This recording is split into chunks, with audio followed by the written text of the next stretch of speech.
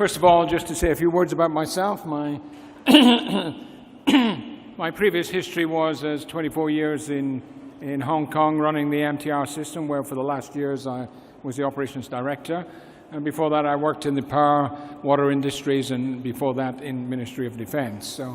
But my day job is at the University of Wollongong, at the Smart Infrastructure Facility, which is dedicated to infrastructure management and infrastructure research, where we have some 30 laboratories and over 200 higher grade students working on their PhDs, etc. And my own research streams, having had a look at that, we're looking at improving customer service, education and training for executives and professionals in the rail industry, and something that we call asset economics, looking at the life cycle from design and first implementation all the way through to the end, and it's proving very popular in terms of banks and PPPs looking at it. Our protocol for best practice in the industry is here, and we've run that on customer service, on maintenance, on operational, etc., and that's part of the work we do. But today I'm talking about the rail industry, leaning on my experience in Hong Kong on building a high-performance organization, and getting over to you, it's really all about the people, how you manage the people, and how you develop and enable the people to do better. So coming back to the industry itself has a purpose. We all know about the safety and the security, but actually the purpose also is to uphold the vitality of your economies, and to do that you need to maintain and improve efficiency consistently throughout the life of the business. And a lot of what we do is pursuing that productivity, pursuing that efficiency with a vigor through KPIs, through training, through empowerment of people. And so, as I said, that productivity is very high on that agenda. Railways have a great responsibility, I think, and I think one of the biggest responsibilities they have is to develop their organizations so that they remain relevant to the societies that they serve over that period of time. Obviously, you may operate under a contract if you're a franchise, a PPP, or a direct appointment by the government. You have to meet your high service performance, delivery, etc., and you're responsible for a very large investment by governments, by private companies, etc. And you have to make sure that the service you provide remains relevant to your public over very long periods of time, 10, 20, even 30 years. Now, why do railways get into a lot of trouble? I think you really got to understand what is the nature of rail business. And basically, railways are a natural monopoly. They don't operate in a true market environment. So it's very difficult for them to bring in innovation, very difficult for them to excite their people, to be modern, to look ahead. They are very high investment with low return on your assets, and they have what I call a seriously long product life cycle. And overall, they are very highly regulated. And I think in terms of a business, this is an aspect that we have to pay a lot of attention to. So in this industry, what are we looking for in terms of high performance? What is high performance? What are we looking for? Is it best in class? We want to be the best railway in the world. Is it someone that has unique performance, as we heard this morning from the Hong Kong MTR, that they have less than 2-minute service and always have 99.9% trains on time? It can be many, many measures, and there are hundreds of those. Is it value for money in terms of construction and running our railways? And of course, we will be looking for high customer satisfaction. And to keep our railways modernized as we go along, we do need to bring in innovation, etc. But actually, we're looking for all of these as we constantly develop our organization. So what is a route to higher performance? How do we get there?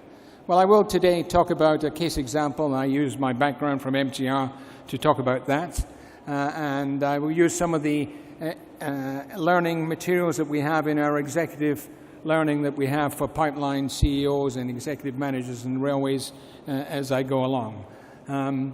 But today I would say that everyone is looking to get better. All organizations wish to improve.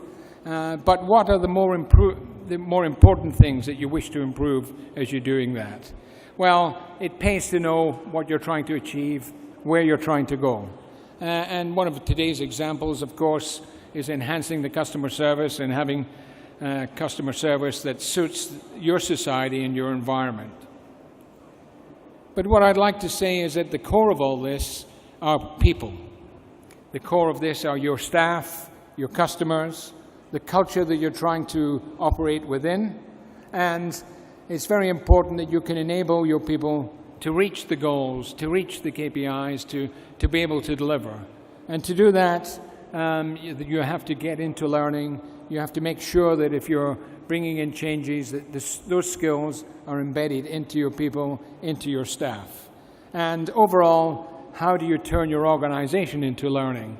So you don't want to train the first wave of people and then go on to train more and more and more. You want those people to be able to build systems and to train themselves so that you build a living organization that will understand how to learn as we go along. So I come back to the nature of railways, which are very monopolistic, and why it is very advantageous to look for higher performance. Because higher performance can counter the lack of competition within this industry. It can be an improvement for bringing in change, and it can also be an improvement for continuous improvement, such as in productivity. And there are many, many aspects of a railway that you can focus on, whether it goes from train failures per 1,000 kilometers, or whether it is customer satisfaction, whether it is the cost of transactions in terms of placing contracts, or whether it is simply the cost per journey, which are rising, etc. If you look for improvement in all these issues, of course, you begin to counter the natural complacency and legacy constraints that abound throughout railways right across the world. So when we look at this, what does a world-class rail organization look like? And I'm going to talk about that a little in my case example. And I start with the Hong Kong MTR, where 20 years ago they instituted a system that they called work improvement teams, where they built a competency building scheme to educate their staff in hundreds and thousands. This is a totally voluntary scheme, and every 3 years we look at what is the training and development that people get within this scheme, and there's between 4,000 and 5,000 people who constantly roll through this learning scheme each year. It is highly recognized and is built on the principles of what the company is trying to achieve. And this scheme itself has really been most responsible for creating within the whole culture, within all the staff, the culture of continuous improvement. And it's been recognized worldwide in America, in Japan, etc., and continues today, some 20, 25 years later after it started. And part of that, of course, also is how we change attitudes. And I will look at a particular example of customer service in terms of how we change attitudes. How do we move from the gentleman on the left who knows what his job is, but he doesn't really relate with the passengers or help the passengers or the management, to engaging all our staff in bringing in improvements that passengers will appreciate. And I'll come back to that in a little while, because how do you shift from that operational perspective to one that looks at improvement, one that looks at serving the customer? It takes a lot of actions. You have to run attitude change programs. You have to bring in innovation and initiatives. You have to link with your customer and understanding what they are. And so in this MTR in Hong Kong, we actually carry out surveys with customers per station. We have core surveys run by the headquarters, but each individual different segment of our passengers, whether they're tourists, whether they're workers or whether they're office workers, predominantly go through different stations. And so we try to capture from them what are they looking for in our service. And on top of that, we build a program for our staff which asks them to get out of their comfort zone. to leap out of your comfort zone to serve the customer. And that is a program that consists of many things. It's not just one program. It's a program for management. We see in item 1 here. It's a program to link with the customers. It's also a program for productivity, innovation, and for engaging our shareholders. And we work with our staff to teach them and to develop them on this. We also have developed what we call an Academy of Excellent Service, and we tell our staff at each level what is expected of them from customer service, from manager to department heads, down to sectional managers, supervisors, etc., so they clearly understand the strategy of what we're trying to do and where we're trying to go. But I wouldn't like to pretend that that's the only thing in running a high-performance organization. There are many, many things, and here's a snapshot from one division that shows you, starting with these work improvement teams back in '92, many initiatives are introduced. And fast forwarding about 20 years, we decided that we had to do something new in the future to meet generation, the Generation Y, to look at the digital age, etc. We decided we would introduce something that's called the learning organization. And I'll speak a little bit on that now. The learning organization is a 5-tier learning system, which once again is voluntary. And today we have over 6,000 of our staff who've signed up for this. And the learning organization links people right across our organizations, just not in Hong Kong, but in Melbourne, in Sweden, in London, in China, wherever they go, where our staff can reach across and find out an expert or find out how things are done in the different area. And we have some principles that we've built around the system as well to pursue what the company is looking for, to push ahead excellent service.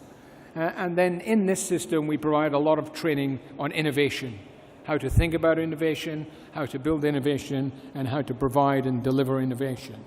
And the system actually is owned by the different communities.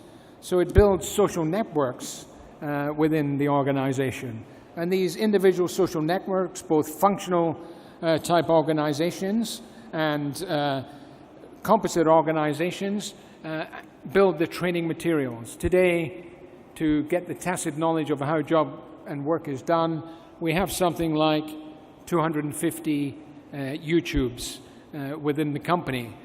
And we have networks that reach out to our consultants, to our contractors, to universities, to learned bodies, who will come together on a web-based system to cooperate, to share knowledge, to share intelligence, and to have what we call innovation sessions. We run 72-hour innovation jams on a particular subject to ask for ideas of how to improve, how to do this better, and what may be getting better done in some other place.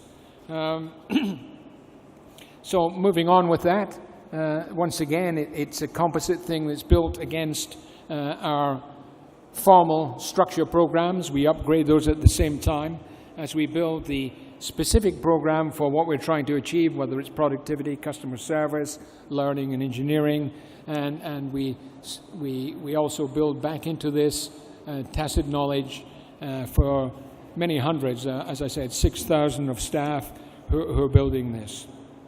But how do you actually arrive at a situation like this?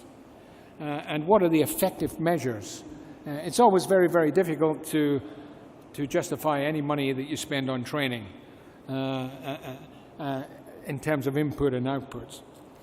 How we measure it is how relevant is our service to the society that we serve? How responsive is our organization? And how responsive are our people to their customers, to their authorities, to the regulator, to the governments, and even to the media? How quickly can we change? And what we have discovered is by these very large programs of culture build, attitude change, we create an organization that has become very agile. And so that if we decide at the top, at the board or the executive, to move our strategy, we can almost overnight translate that into what each worker needs to do, what each manager needs to do, section, division, or deputy CEOs need to do. We measure it also is what we're doing, what we're saying, is this relevant to our customer base? Is this relevant to our society? Is this relevant to our asset owners, etc.? Because quite often, if you're driven by engineering principles, as many railways are, it may be relevant to best practice in engineering, but it may not be too relevant to your customer and the man in the street. And thirdly, do we receive recognition?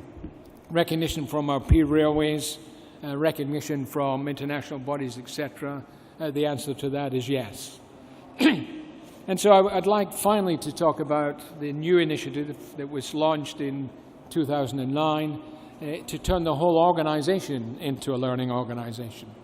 And from that, we took initially a road of what do we do with our information? How do we turn our data, first of all, into information? And in the 80s, we had a lot of data, and we did many things with it, but it wasn't really structured, it wasn't focused towards what we were trying to achieve. And in the 90s, we began to convert that into information. And in the 2000s, we went into knowledge management and knowledge sharing, so that could be done right across the organization. Now in the 2010 era, we're talking about creating a learning organization that is self-learning, self-developing, etc. And we have built the IT base right across every part of our organization, uses the same base, and we give ownership to the different communities of learning which have been created.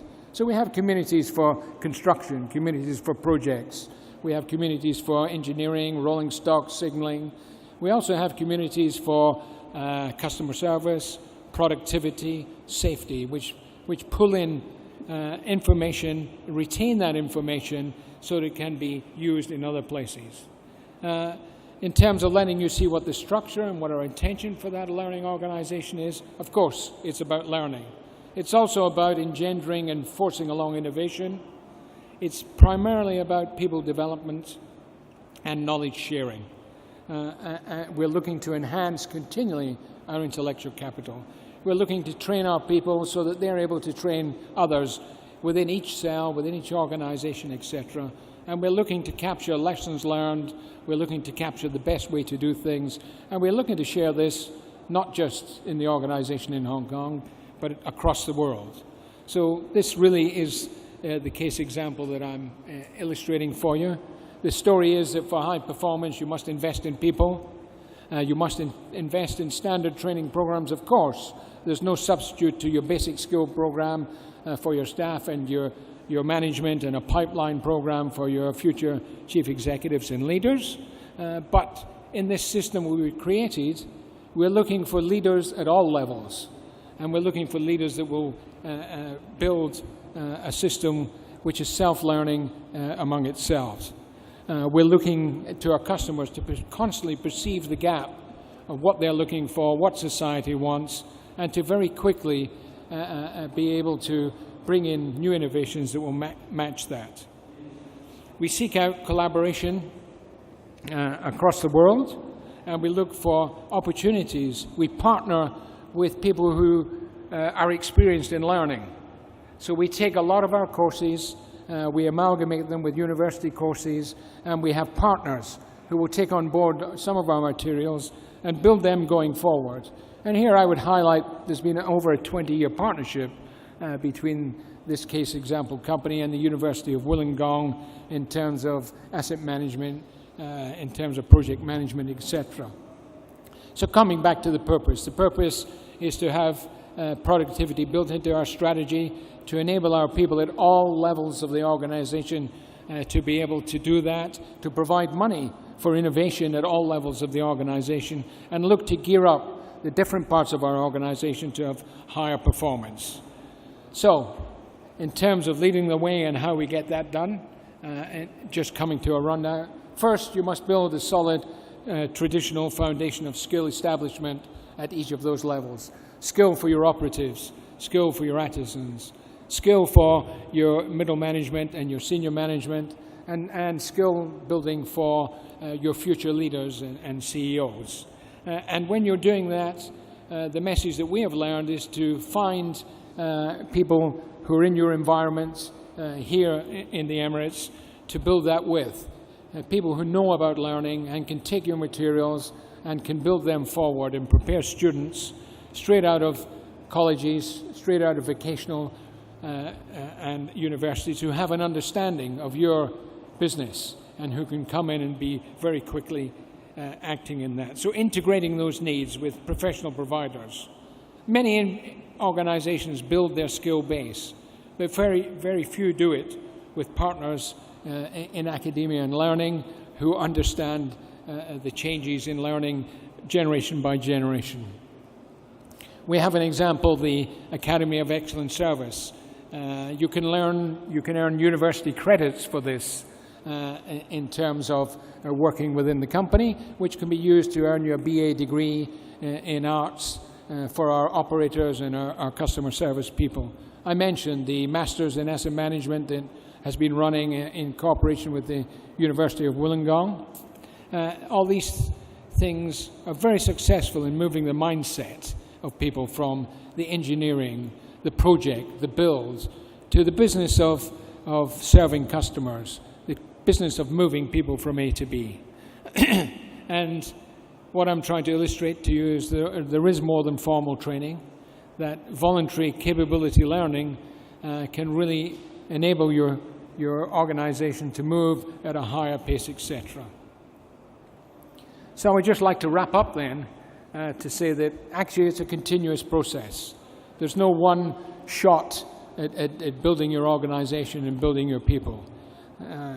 You need, if you want an effective and well-performing real organization, you don't just keep pace with change, you try to anticipate it, you try to prepare your people for that. And you must constantly chase efficiencies in your process. And to do that, you need to build individual skills so that you don't want to have to command and control from the top every time that you want efficiency. You want them to start doing that within your organization at the lowest level possible.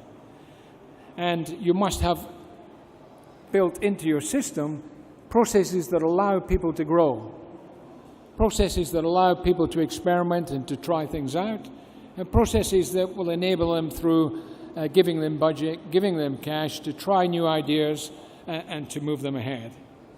And so what we're encouraging is that everyone in the organization subscribes to not only a continuous improvement mentality, but a continuous learning attitude to build broad-based and interdisciplinary.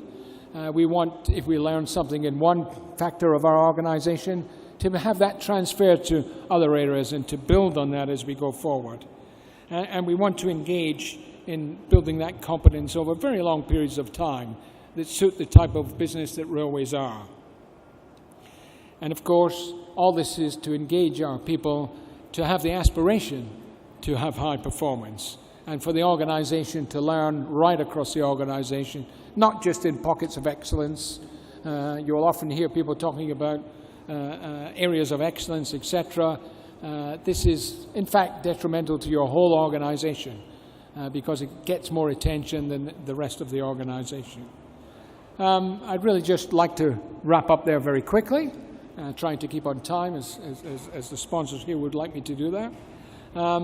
These are the types of studies, etc., that I've been pushing forward, and we're studying how organizations do this at the University of Wollongong.